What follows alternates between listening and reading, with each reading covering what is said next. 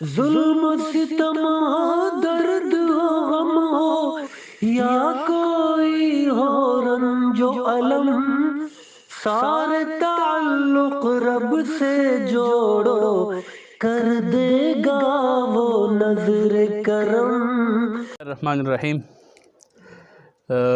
ایک اور سیشن میں ہم حاضر خدمت ہے۔ حضرت اقدس بھی ہمارے ساتھ موجود ہے۔ اس سے پہلے ہم ایک انتہائی اہم سوال کر چکے تھے کہ جادو کا توڑ کیا ہو سکتا ہے، اس کے لیے حضرت نے وظائف بتا دیے۔ ایک انتہائی اہم سوال کی جانب ہم بڑھ رہے ہیں۔ حضرت اقدس سے ہم سوال کریں گے کہ ایک آدمی جو یہ چاہتا ہو کہ مجھ پر جادو نہ ہو تو حفظ ما تقدم کے طور پر وہ اپنے لیے کیا کر سکتا ہے جس کی وجہ سے اس پر جادو نہ ہو سکے۔ یہ ایک انتہائی اہم سوال ہے، اس کا جواب ہم حضرت اقدس سے جاننا چاہیں گے۔ بہترین سوال مفتی صاحب، جی بالکل ہونا چاہیے، اور اس کے طریقے خود صاحب شریعت نے بھی ہمیں بتائے ہیں۔ اللہ کے نبی صلی اللہ تعالیٰ علیہ وسلم سے ثابت ہے کہ جب اللہ کے نبی کو جادو ختم ہو گیا تھا، جادو کٹ گیا تھا، اس کے بعد اللہ کے نبی سورہ فلق اور ناس یہ 3 دفعہ صبح 3 دفعہ شام کو یہ پڑھ کے دم کرتے تھے اور پورے جسم پہ ہاتھ پھیرتے تھے۔ جی یہ حدیث سے ثابت ہے۔ خود اللہ کے نبی کی گھر والی امی عائشہ کی ایک حدیث ہے۔ امی عائشہ فرماتی ہے جب اللہ کے نبی بیمار ہوتے تھے، نہیں پڑھ سکتے ہوتے تھے، علیل ہوتے تھے، تو میں پڑھتی تھی اور پڑھ کر اللہ کے نبی کے ہاتھوں پہ دم کر کے اور پورے جسم پہ ہاتھ پھیر دیتی تھی۔ ہاتھ حضور صلی اللہ علیہ وسلم کے ہوتے تھے۔ فرماتی ہے کہ اللہ کے نبی کے ہاتھوں میں برکت زیادہ ہے، اس لیے میں اللہ کے نبی کے ہاتھوں پہ دم کرتی تھی۔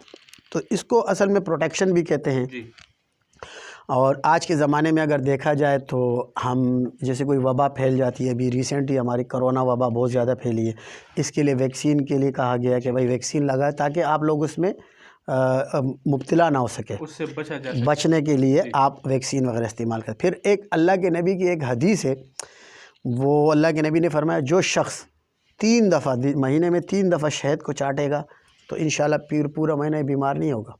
ہم نے آپ کے 2 جواب سنے اس بارے میں کہ 3 بار قل اعوذ برب الفلق قل اعوذ برب الناس ہاتھوں پر دم کر کے پورے جسم پر ہاتھ پھیرنے ہیں، اور حضور کی ایک حدیث آپ نے پیش کی کہ جو مہینے میں 3 مرتبہ شہد کو چاٹے گا تو اس پر اس جادو کا اثر نہیں ہوگا۔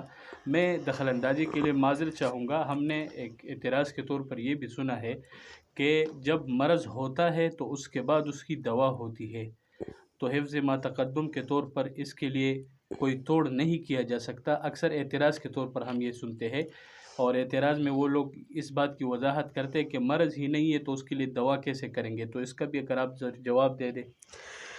اصل میں وہ جو میں نے شہد والی حدیث بتائی مفتی صاحب، اس میں بیماری کا ذکر ہے، جادو کا نہیں ہے۔ جی عجوہ کھجور بہت مشہور ہے، جی اور ایک روایت کا مفہوم اس طرح ہے کہ اللہ کے نبی نے فرمایا جو شخص جی 7 دانے عجوہ کھجور کے جی دن میں صبح میں کھا لے گا، پورا دن اس پر جادو نہیں ہوگا۔ جی ماشاءاللہ ماشاءاللہ۔ اب دیکھیں جادو نہیں ہے، لیکن پروٹیکشن کے لیے اللہ کے نبی نے پہلے سے ہمیں بتا دی۔ حدیث سے ثابت ہوگا۔ اللہ کے نبی نے خود ہمیں، دیکھیں اللہ کے نبی نے ہمیں ہر چیز بتائی ہے۔ جی یہاں تک اللہ کے نبی نے بتایا کہ بھئی اگر آپ کی طبیعت خراب ہے آپ پرہیز کرو۔ جی پھر اللہ کے نبی نے فرمایا کہ آپ کسی بیمار کے سامنے جاؤ، اس کی بیمار پوسی کرو، اس کو آپ بولو ماشاءاللہ آپ کی صحت اچھی ہو رہی ہے، جبکہ اس کی صحت گری ہوئی ہوگی، لیکن جب آپ بولیں گے ماشاءاللہ صحت اچھی ہو رہی ہے، دوسرا بندہ آ کے بولے گا صحت اچھی ہو رہی ہے، تو اس کی ول پاور بلٹ اپ ہونا شروع ہو جی، اور وہ صحت کی طرف جانا شروع ہو جائے جی گا۔ ماشاءاللہ ماشاءاللہ۔ تو یہ چیز جی ماشاءاللہ، بہت تفصیل سے حضرت اقدس نے جواب دیا کہ حفظ ما تقدم کے طور پر اگر آپ اس مرض سے، جادو سے بچنا چاہتے ہیں تو اس کے لیے حضرت نے 2 طریقے بتائے کہ 3 بار آخری 2 سورت قرآن کی قل اعوذ برب الفلق اور قل اعوذ برب الناس، جس کو معوذتین کہتے ہیں، یہ 3 بار پڑھ کر ہاتھوں پہ دم کر کے پورے جسم پہ ہاتھ پھیرنے چاہیے۔ حفظ ما تقدم کے طور پر آپ جادو سے بچے رہیں گے۔ اور دوسری حدیث جو حضرت اقدس نے پیش کی کہ حضور نے فرمایا کہ جو دن میں 7 کھجوریں عجوہ کی کھائے گا تو اس دن اس پر جادو کا اثر نہیں ہوگا۔